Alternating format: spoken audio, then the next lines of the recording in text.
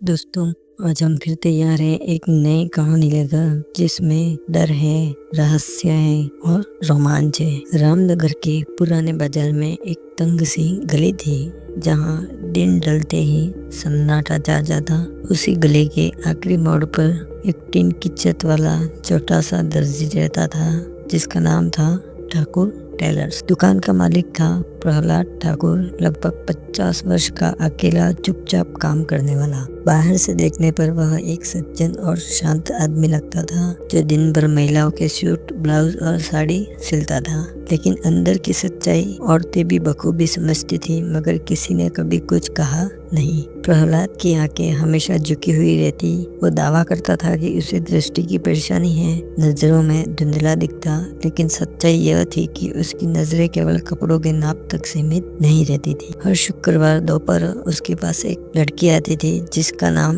मीरा था। लगभग 23 साल की, शांत और सीधे स्वभाव की। वो हर बार माप देती, कपड़ा छोड़ती और 2 हफ्ते बाद लेने आती। प्रहलाद के लिए मीरा सिर्फ ग्राहक नहीं थी, वह उसके बीमार दिमाग में एक खेल बन चुकी थी।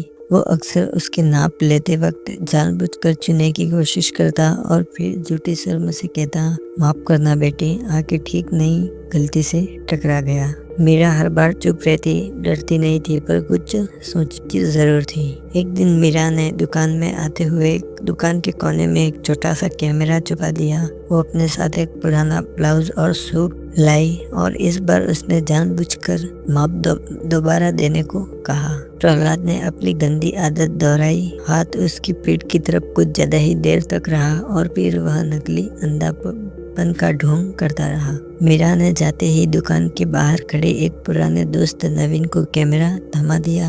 नवीन एक स्थानीय वीडियो एडिटर था और अगले 2 घंटे में उसने वीडियो तैयार कर दिया, काट चाट रहित पूरा। अगली सुबह रामनगर के बाजार में खलबली मच गई। ठाकुर टेलर्स वाला हरामी निकला। मीरा की बहादुरी देखो।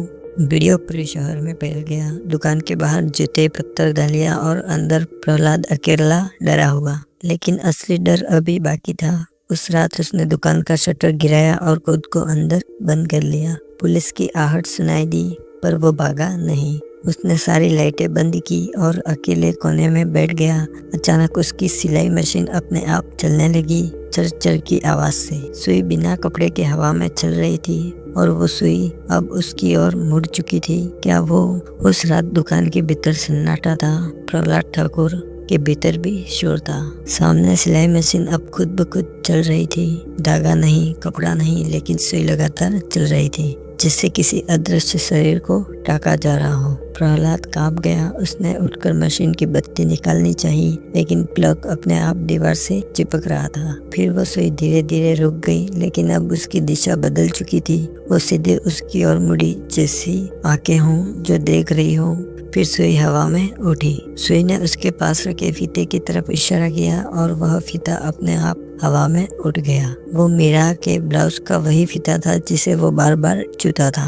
अब वही फीता उसकी गर्दन के पास से गुजरा, फिर सीने, कमर और धीरे धीरे टखनों तक। किसी अदृश्य दर्जी ने जैसे उसे नापना शुरू किया हो, ठीक उसी तरह जैसे वो औरतों को छूकर नापता था। कौन है? वह चीखा। मैंने कुछ गलत नहीं किया, सब मेरी आंखों की गलती है। तभी दीवार पर एक परछाई बनी, एक स्त्री की परछाई, सिर पर दुपट्टा, हाथ में माप का फीता। कोई आवाज नहीं, बस सुई फिर से चली, इस बार उसकी अपनी शर्ट की बाईं जेब को फाड़ती हुई। नहीं, वह चिल्लाया, मैं दर्जी हूँ, मैं कपड़े सीता हूँ, काटता नहीं। लेकिन अब काटने की बारी उसकी थी। सुई ने अब उसकी बाजू की बाहरी स्किन पर हल्की सी खरोच दी, जिसे टेलर चौक से मार्क करता है, पतली लकीर खून की। प्रहलाद चीख पड़ा।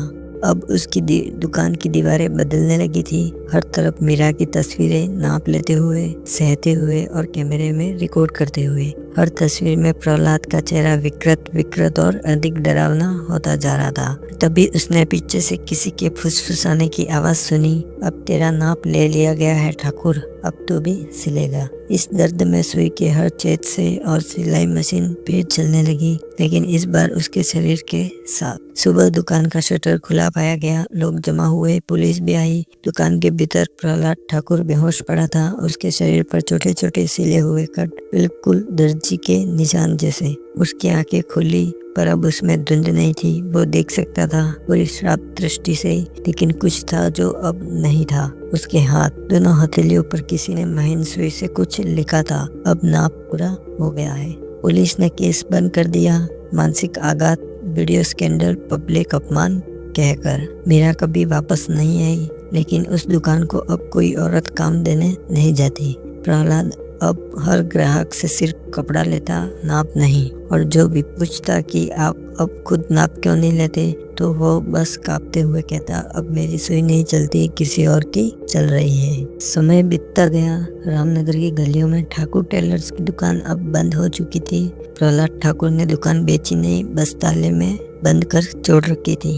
कहते हैं वह अब किसी मंदिर के पीछे बैठा चुपचाप धागे गिनता है, बस धागे, कोई सुई नहीं, कोई कपड़ा नहीं। 3 महीने बाद उसी दुकान के बाहर एक नई तख्ती लगी, Naveen boutique, modern cuts and custom design. Naveen वही था, मीरा का पुराना दोस्त जिसने वीडियो एडिट किया था। उसने सोचा दुकान की बदनामी अब थम गई है, अब वो उस जगह को अपनी मेहनत और ईमानदारी से दोबारा जिंदा करेगा। पहले ही हफ्ते में अच्छी ग्राहक आनी शुरू हो गई। बुटीक का इंटीरियर नया था, मशीनें नई थी और नाप लेने के लिए अब फीते भी मॉडर्न डिजिटल थे। लेकिन एक दिन दराज में एक पुराना फीता मिला, पीला पड़ा हुआ, किनारों पर लाल धागा और एक जगह हल्के खून का निशान। नवीन ने उससे देखा, मुस्कुराया। पुराना सामान होगा ठाकुर का, वैसे भी अब यह सिर्फ इतिहास है। उसने फीता एक कोने में टांग दिया दीवार पर। रात को दुकान की लाइट ऑफ करके जैसे ही वह बाहर निकला,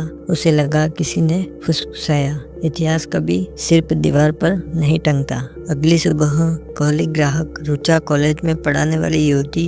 वह एक ब्लाउज सिलवाने आई थी। नवीन ने डिजिटल फीते से माप लेने की बात कही, लेकिन रुचा बोली, सही माप उस फीते से आता है जो दीवार पर लटक रहा है। नवीन चौंका, फिर बोला, ठीक है, अगर आप चाहे तो उस फीते से नाप ले लेते हैं। उसने फीता दीवार से उतारा और जैसे ही वह रुचा की पीठ पर उसे रखता, उसके हाथ कांपते हैं। उसे ऐसा महसूस होता है जैसे उसकी उंगलियां खुद ब खुद रुक रही हो, मानो पिता उसकी मर्जी से नहीं, किसी और के निर्देश से चल रहा हो। रात को दुकान में वह अकेला था, नाप की डायरी देख रहा था। एक पन्ने पर नाम लिखा था मीरा, नाप था 34, 28, 36। नवीन चौंका, यह तो बहुत पुराना रिकॉर्ड है, यह यहाँ कैसे आया? वह उठकर दराज की तरफ गया जहाँ उसने फीता रखा था, पर दराज अब खुला हुआ था और फीता गायब। फिर पीछे से खटर खटर की आवाज आई। सिलाई मशीन अपने आप चलने लगी। मशीन के नीचे कोई कपड़ा नहीं था, लेकिन सुई लगातार चल रही थी, जिसे कोई चाया उसमें सिल रही हो।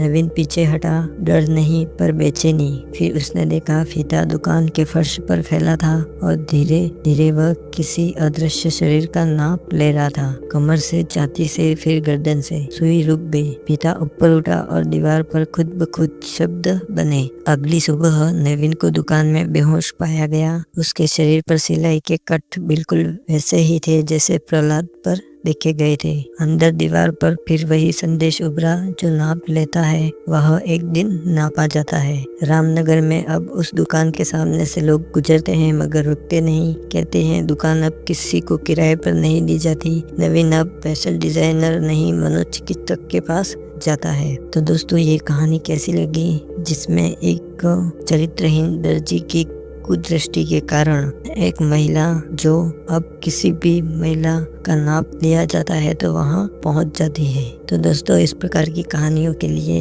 हमारे चैनल को सब्सक्राइब करें, वीडियोस को लाइक करें और ज़्यादा से ज़्यादा शेयर करें।